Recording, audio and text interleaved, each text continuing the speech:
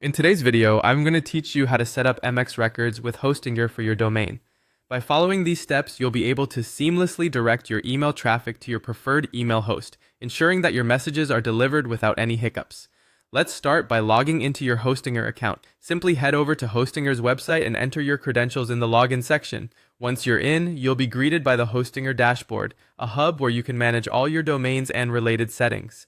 Next, we need to navigate to the DNS Zone Editor, which is where you'll make the necessary modifications to your domain's DNS settings. From your dashboard, locate the hosting section and click on it. You will see a list of your hosted domains. Select the domain for which you want to set up the MX Records. Once in there, look for the DNS Zone Editor or DNS Settings option. This is usually found in the advanced settings of your hosting plan.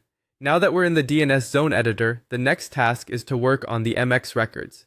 MX Records are crucial because they tell email servers where to send your domain's emails. Search through the listed DNS records until you find the MX Records. If you don't see any, don't worry, we can add them.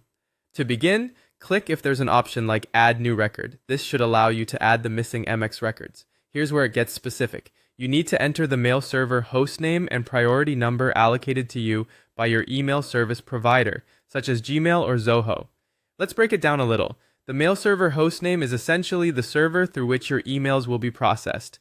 This information is typically given to you by your email provider. As for the priority number, it's equally important because it determines the order in which your mail servers are used. A lower number indicates higher priority, so it's generally good to follow the instructions provided by your email provider exactly to ensure optimal mail processing. Once you have carefully entered both the mail server hostname and the priority, it's time for the final step: saving your changes. Scan the page for a save button, often marked clearly to indicate that this action will implement your updates. Click save and give the system a few minutes to propagate these changes across the internet.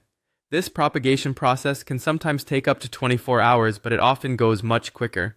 And there you have it, the MX Records are all set up on Hostinger for your domain, paving the way for smooth email operations.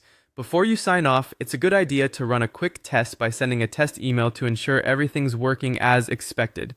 If you encounter any issues, revisiting the details entered could help resolve them. Thank you for watching and enjoy your newly configured email system.